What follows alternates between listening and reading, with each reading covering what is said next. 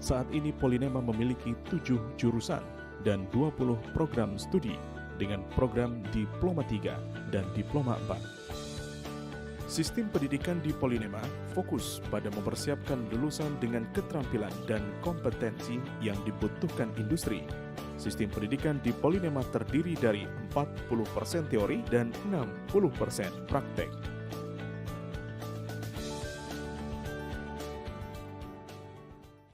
Adapun jurusan dan program studi yang dimiliki yaitu jurusan Teknik Elektro. Dalam jurusan ini memiliki program studi D3 dan D4 Teknik Elektronika, membekali mahasiswa dengan kemampuan bidang rekayasa, bidang elektronika, dan otomasi industri, dengan keahlian sistem kontrol, komputer manufaktur, instrumentasi elektronika, dan robotika. Program studi D3 Teknik Listrik Industri dan D4 Sistem Kelistrikan mengkombinasikan teori dan pelatihan praktis di bidang teknologi listrik.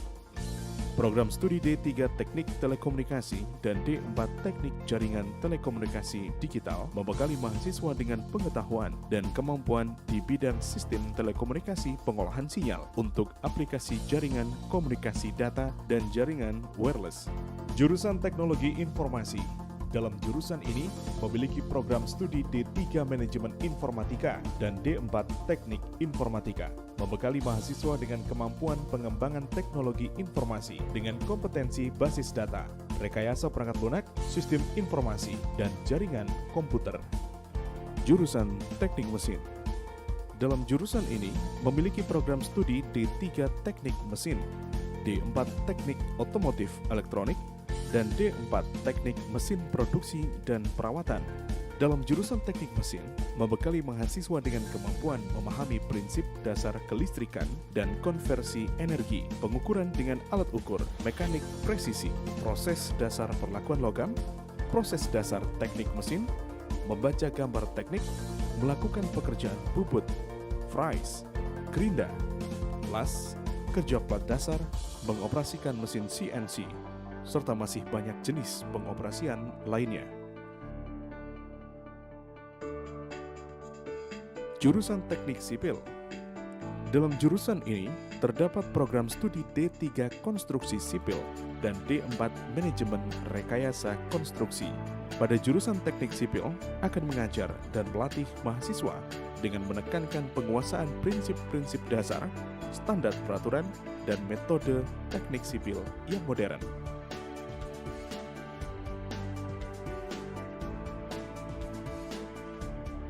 Jurusan Teknik Kimia.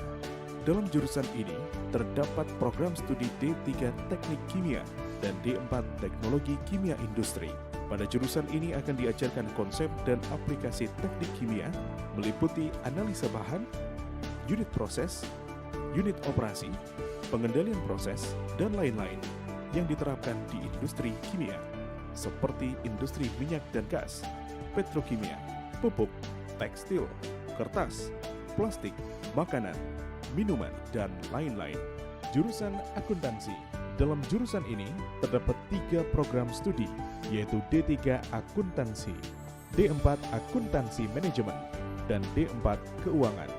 Dalam jurusan akuntansi akan mengajarkan mahasiswa untuk menganalisis dan memecahkan masalah akuntansi dan keuangan selaras dengan kebijakan dan standar akuntansi di Indonesia dan internasional.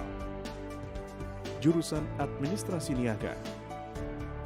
Dalam jurusan ini terdapat program studi D3 Administrasi Bisnis dan D4 Manajemen Pemasaran. Pada jurusan ini mengajarkan mahasiswa untuk menguasai teori dan metodologi serta mengaplikasikan ilmu administrasi dengan menginterpretasikan kebijakan makro pemerintah dan kebijakan mikro organisasi dalam suatu tatanan sistem yang terpadu.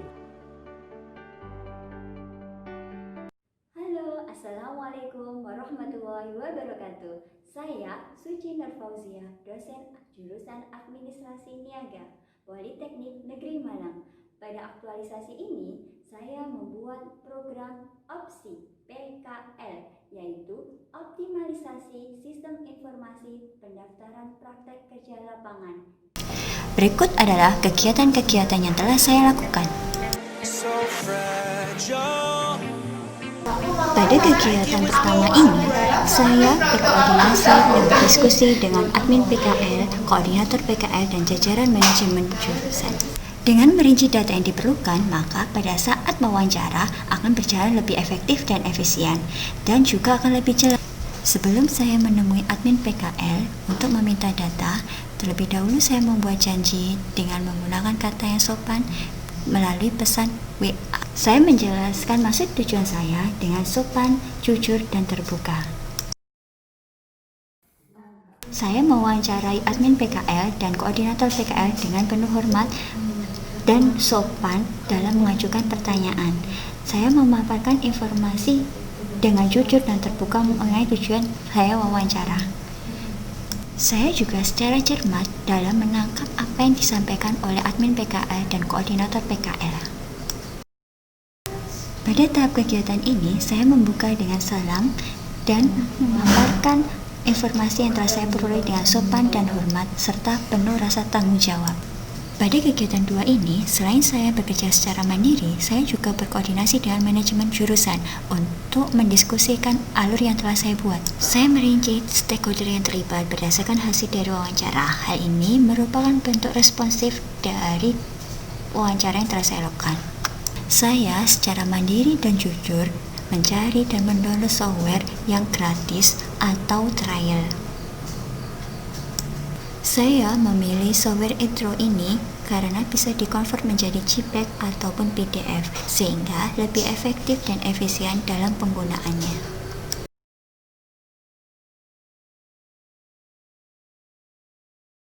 Pada tahap pembuatan diagram alur, saya mengedepankan prinsip inovatif dengan mengadaptasi dan memodifikasi dari beberapa sumber untuk menjadi lebih baik.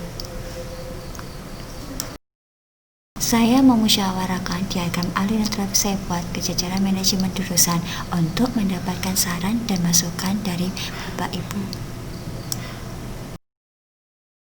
Kegiatan ketiga, membuat dan mengembangkan aplikasi merupakan bentuk pelayanan publik untuk membuat pendaftaran PKL lebih baik.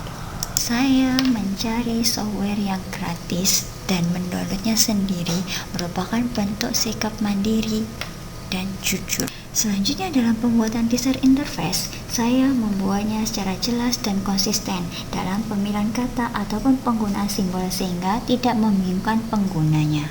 Selain itu juga, saya berusaha membuat desain yang inovatif dengan mengadopsi dan mencari ide-ide dari beberapa referensi website yang ada, agar pengguna nanti bisa mudah menggunakan aplikasi dan aplikasi ini bermutu.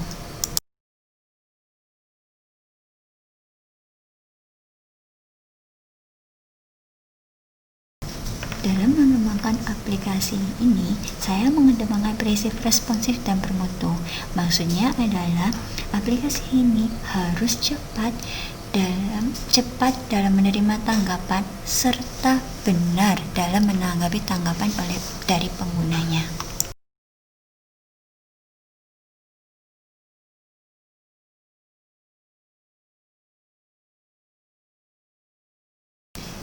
Berikut ini adalah hasil prototype desainnya. Ketika dijalankan nanti tampilannya seperti ini, tampilan pada previewnya.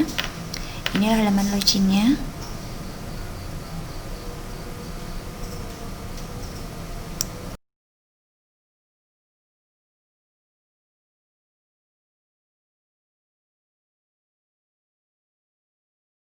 Saya melakukan uji coba secara mandiri dengan mengedepankan prinsip perbaikan berkelanjutan untuk memperbaiki kesalahan yang muncul selama uji coba tersebut, serta jujur mengakui jika terjadi kesalahan dan bertanggung jawab dalam perbaikan apabila terdapat error atau kesalahan dalam penggunaan aplikasi.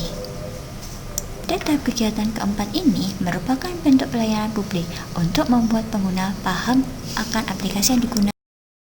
Saya melakukan konsultasi dengan sopan dan membuat janji terlebih dahulu.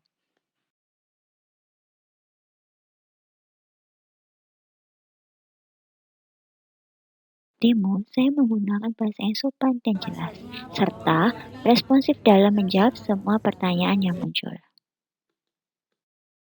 Dan selanjutnya adalah membuat modul, merupakan bentuk pelayanan publik. Pada ini, saya mendefinisikan langkah-langkah penggunaan secara jelas dan konsisten dalam tata bahasanya. Menyusun modul ini secara terstruktur dan sistematis, diharapkan pembaca mudah untuk memahaminya. Membuat desain cover yang inovatif dengan mengadopsi dan mencari ide dari beberapa template cover yang gratis merupakan wujud sikap jujur. Tahapan terakhir dari kegiatan 5 ini adalah mengkonsultasikan dengan kepala jurusan terkait pembuatan modul. Keenam ini, saya melibatkan kepala jurusan dan mahasiswa yang melakukan PKL. Merupakan bentuk pelayanan publik dan WUG. Melakukan konsultasi, saya menggunakan bahasa yang sopan dan membuat janji terlebih dahulu.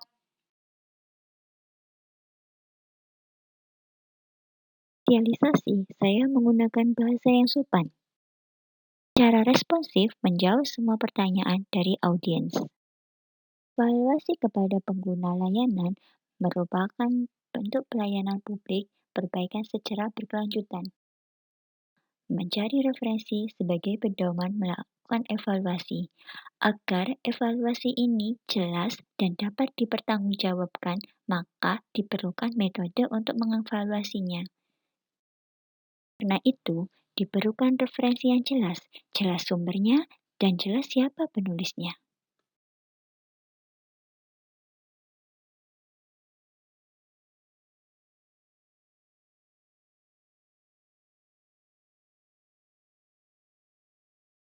Kegiatan penyusunan pertanyaan, saya menyusun pertanyaan yang jelas dan mudah dimengerti.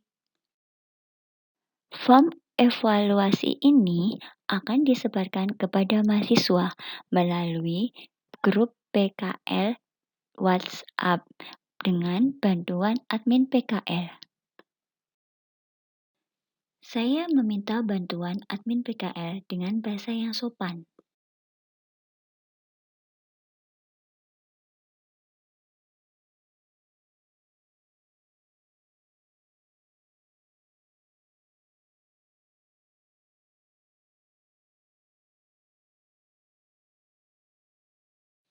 Jawaban kuesioner tersebut dikumpulkan dan dianalisis untuk menjadi bahan pertimbangan merevisi aplikasi pendaftaran PKL sebagai bentuk pertanggungjawaban kinerja kepada publik. Saya membuat laporan evaluasi ini dengan jujur tanpa ada yang dikurangi, jelas, transparan, dan dalam bentuk data-data dengan penuh rasa tanggung jawab. Hasil evaluasi menunjukkan bahwa pengguna puas terhadap aplikasi ini.